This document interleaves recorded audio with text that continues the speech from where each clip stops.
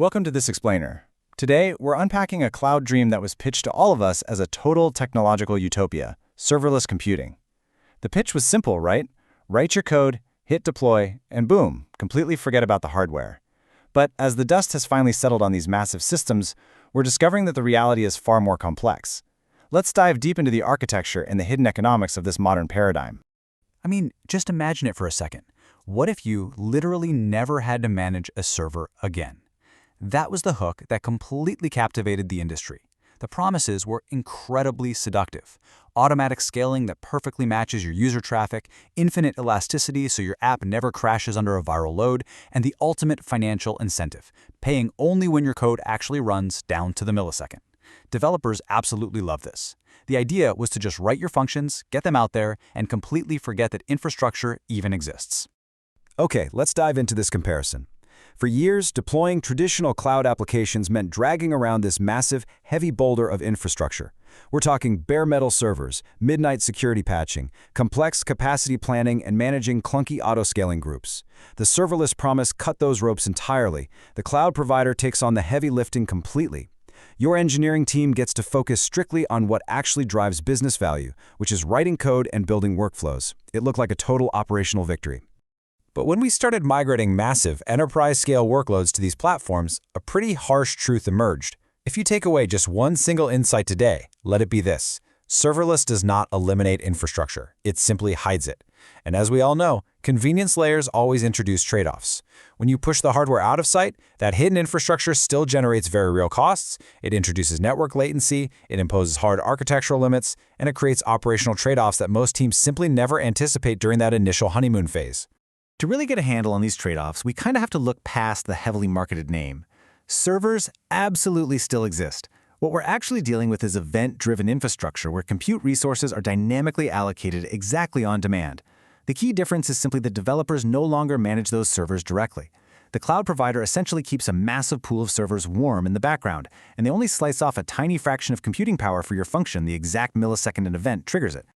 And this brilliantly illustrates how the underlying economics completely shift. Traditional infrastructure is kind of like renting a car. You pay for the month whether you're cruising down the highway or it's just parked in your driveway doing nothing.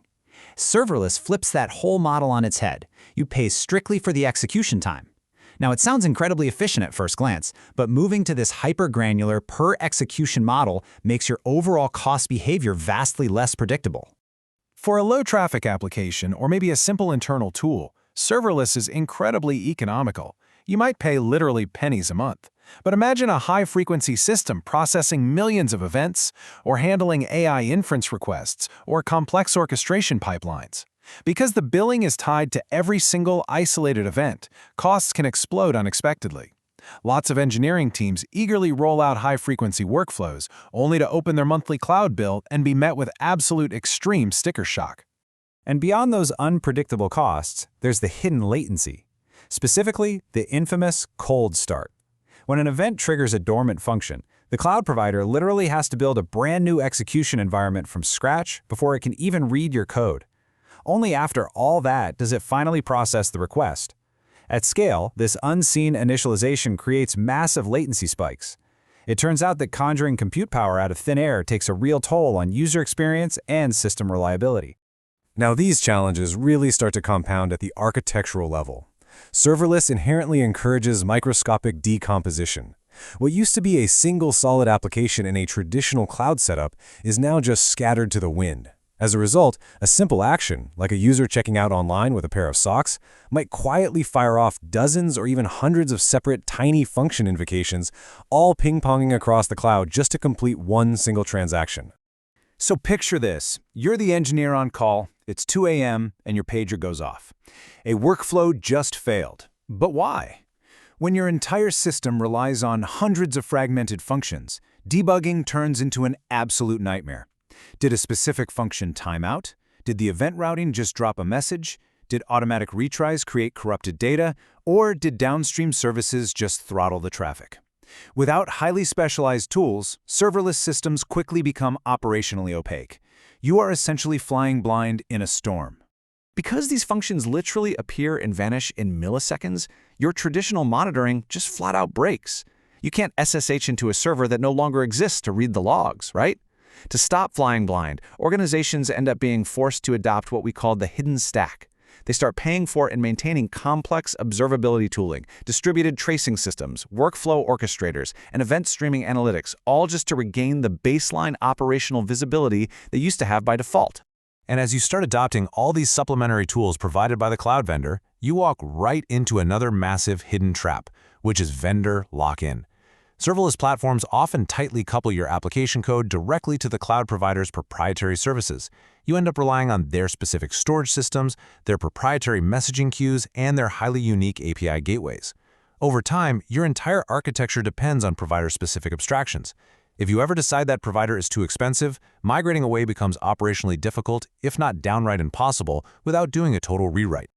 Now, what's really fascinating about this dynamic is how serverless networking physically assaults the rest of your infrastructure. Traditional systems were built assuming relatively stable, predictable workloads. But if you suddenly get a spike of 10,000 requests, serverless instantly spawns 10,000 functions. This violent burst-heavy behavior creates a literal tsunami of concurrent traffic that downstream systems, particularly your legacy relational databases, were simply never designed to survive. And this limitation becomes glaringly obvious the second you introduce modern AI into the mix. AI inference requires serious heavy lifting. We're talking massive GPU acceleration, long model loading times, and extensive, long-running execution contexts. But serverless was built from the ground up to be lightweight, stateless, and short-lived. The simple transient nature of these functions is fundamentally at odds with the heavy, computationally intense reality of modern AI infrastructure. But this friction actually extends far beyond just AI. It's a fundamental issue with state management. By design, serverless functions are essentially amnesiacs. They forget literally everything the exact millisecond they finish running. But modern workflows require persistent memory, continuous context, and long-term session state management. Because the functions can't remember a single thing on their own, engineering teams are forced to push incredible amounts of architectural complexity into external databases just to keep the workflow's train of thought going. Let's move on and see how this builds, because individual functions rarely ever operate entirely on their own. Tying them all together breeds an entirely new engineering discipline, workflow orchestration. You are no longer just writing application logic, you are doing hardcore, event-driven, distributed systems engineering. You have to meticulously coordinate thousands of moving parts via message queues, complex workflow graphs, and state machines. What was originally pitched as just writing code transforms into architecting massive, highly intricate distributed ecosystems. Which of course brings us to the operational nightmare of testing. Back in the day with traditional monolithic apps, developers just spun up the environment locally on their laptop, found the bugs, and moved on. But in a distributed serverless world, simulating that massive cloud ecosystem on a single machine is incredibly difficult.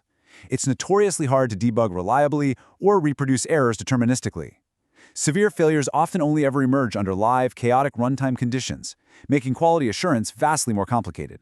Then there's the security aspect. When your app was a single monolith, you basically had one main castle gate to defend.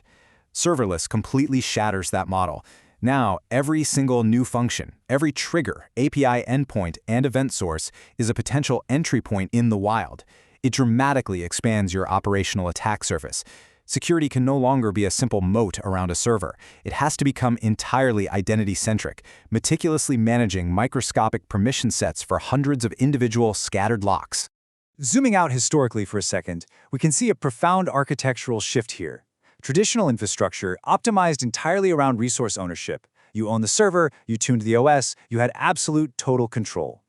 Serverless, on the other hand, optimizes around execution abstraction. You're trading control for speed. But as we've seen throughout this explainer, abstraction layers are a huge double-edged sword. They don't eliminate the complexity of computing, they simply shift that complexity underneath the surface, far away from your direct control. So, the crucial point we need to take away from all this is simple. Serverless is not bad architecture, but it is also not free simplicity. It is an incredibly powerful tool, absolutely.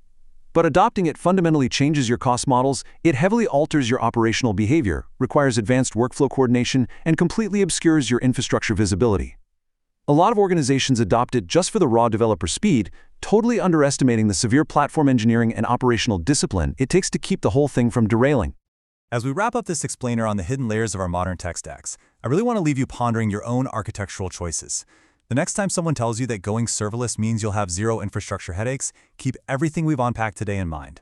Remember the distributed tracing, the event orchestration, and the hidden execution economics. Ask yourself this: are you truly managing your infrastructure, or is your hidden infrastructure managing you?